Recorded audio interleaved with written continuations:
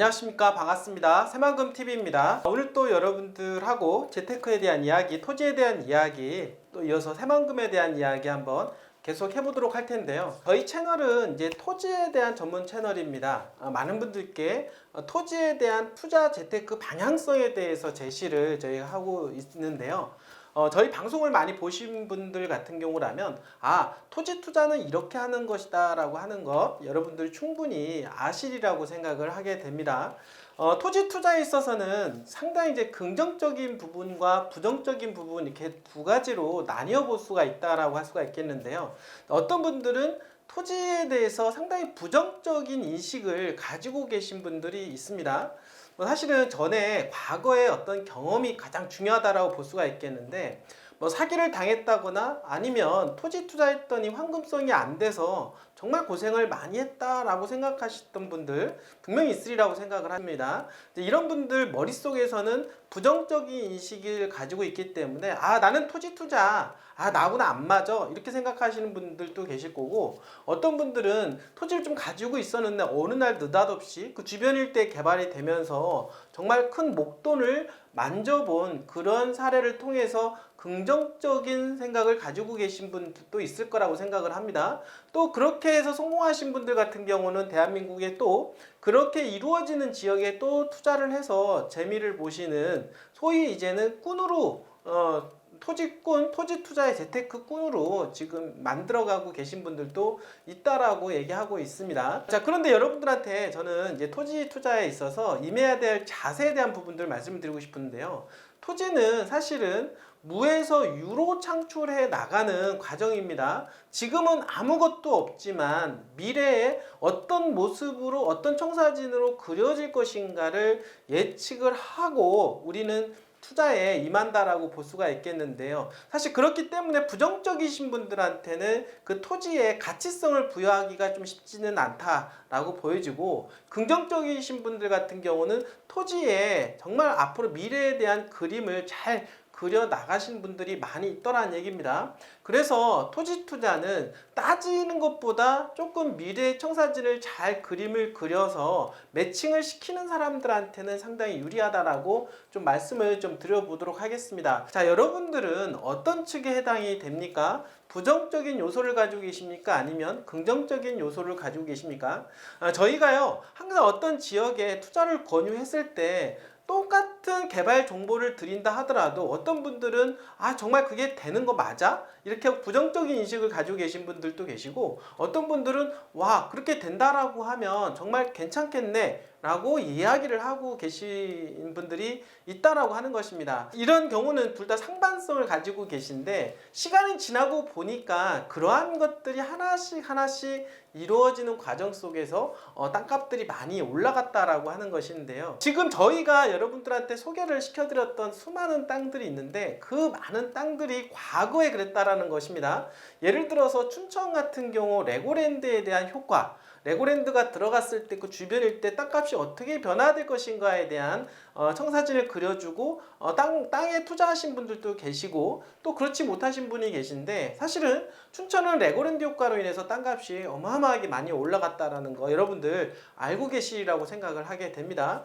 자, 그리고 속초 같은 경우도 춘천에서 속초까지 가는 KTX 그리고 동해선 철도에 대한 환승 역사에 대한 어떤 미래 가치성을 많은 분들한테 말씀을 좀 드렸는데요. 어떤 분들은 그거 머나먼 얘기야 라고 부정적으로 취급하시고 정보를 아예 쳐다도 보지 않으신 분들이 계신데, 그런 것에 대한 교통에 대한 효과를 인식을 하고 이렇게 되었을 때 그 주변 일대 변화에 대한 그림을 그려보신 분들은 투자에서 또 큰 재미를 보신 분들도 많이 있다라고 말씀을 드려보도록 하겠습니다. 이거 외에도 각종 고속도로 나들목 주변, 그리고 새로 신설되는 역세권 주변, 그리고 대기업이 들어가는 그 주변 바운드리, 자, 이런 것에 대해서 투자를 권유를 했고, 그런 것에 대해서 믿고 하신 분들은 시간이 지나면서 조금 경우에 따라서는 더디 가는 경우도 있긴 하지만 결국에는 그러한 것들이 현실화가 되면서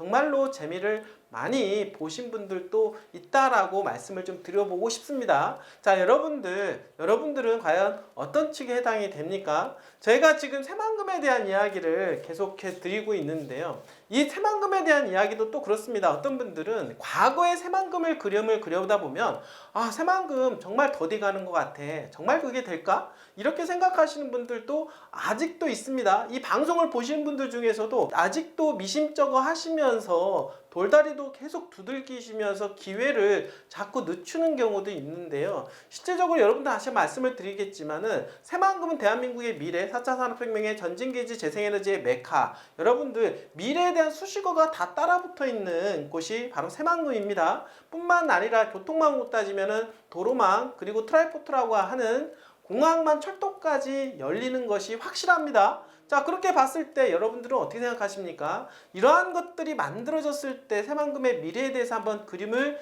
그려보셨습니까? 저는 확실합니다. 이런 것들이 만들어졌을 때 이런 것으로 끝나는 것이 아니라 수많은 기업들이 몰려올 수 있는 토대가 되는 것이고 당연히 인구 유입이 바로 부동산에 영향을 미친다라고 여러분들 말씀을 좀 드릴 수가 있는 것입니다. 자, 여러분들 군산에 대한 이야기 제가 가끔 해드리고 있는데요. 자, 여러분들 군산은 어떻습니까? 2010년도, 9년도까지 피크를 찍고 그리고 한 10년 동안 다지기 작업을 했다. 경기 침체가 이루어지면서 인구도 빠졌죠. 왜냐하면 현대중공업 군산조선소라든지 GM 사태로 인해서 경제 흐름이 상당히 안 좋았다. 결국에는 10년 동안의 조정기를 거쳤지만 어떻습니까? 현대중공업 군산조선소의 재개와 그리고 새만금 개발에 함께 다시 터닝포인트가 되었고 이제는 바닥을 찍고 지금 상승 가도를 지금 달리고 있다. 여러분들 보이십니까? 이것이 보이셔야 앞으로 5년, 10년 후에 군산의 모습을 그림을 그려볼 수 있고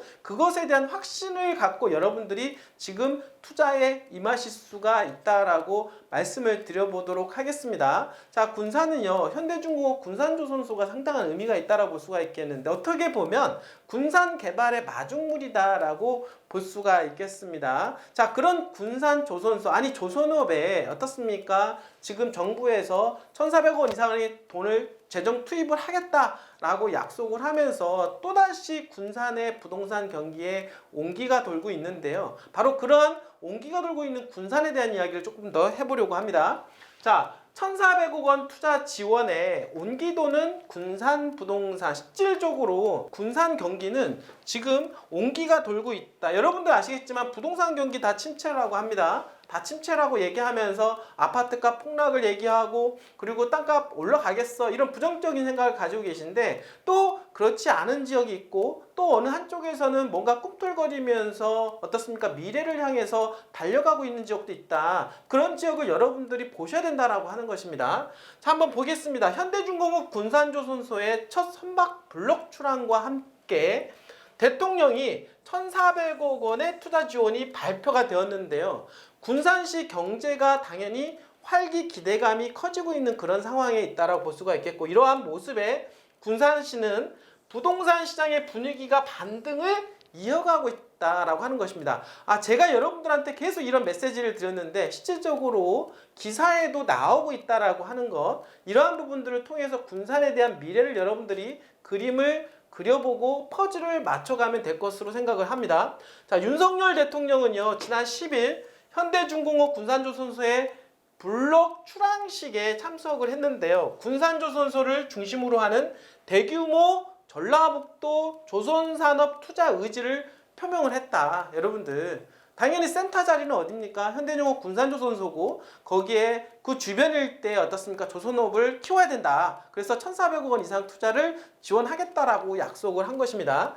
자, 윤 대통령은 이날 자리에서 전라북도의 조선산업이 지속 가능하게 성장해 나갈 수 있도록 국내외 인력 확보를 위한 제도 개선하고 올해 1,400억 원 규모의 친환경 선박 기술 개발 지원 등을 적극 추진해 나가겠다라고 약속을 했고 조선업 성장을 위해서 정부 차원의 지원 역시 최선을 다할 것이다 라고 약속을 했다는 것입니다. 대통령이 자리에 나와서 선박블록 출항식에 참석을 했다라는 것 자체가 상징적인 의미라고 볼 수가 있겠는데요. 윤석열 정부 또한 마찬가지로 새만금 개발에 엄청난 기대의 심을 가지고 있다라고 다시 한번 말씀을 좀 드려보도록 하겠습니다. 여러분들, 정권이 바뀌었다고 무너지는 새만금이 아니라는 것입니다. 새만금은 이미 비행기가 이륙을 한 상태에서 어떻습니까? 저 높은 창공을 향해서 달려가고 있는 중에 있다. 브레이크를 밟을 수가 없는 그런 상황이 있다라고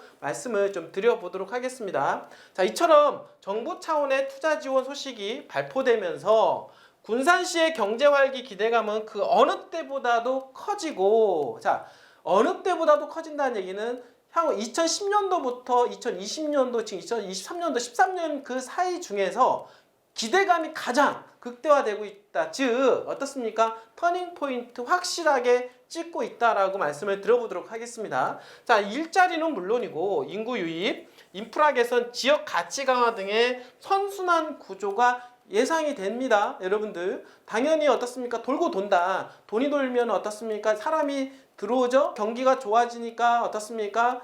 경제가 살아납니다. 경제가 살아나고 기업이 몰립니다. 기업이 몰려 사람이 들어오고 사람이 몰리면 경제 활동이 이루어지고 당연히 그게 선순환 구조로 이루어지면서 군산의 전체적인 밸류에이션 가치를 높일 수밖에 없다라고 하는 것, 여러분들 말씀을 좀 드리고, 또한 이를 통해서 부동산 시장도 다시 온기가 돌고 있다라는 게 지역 부동산 관계자들의 전언인데요.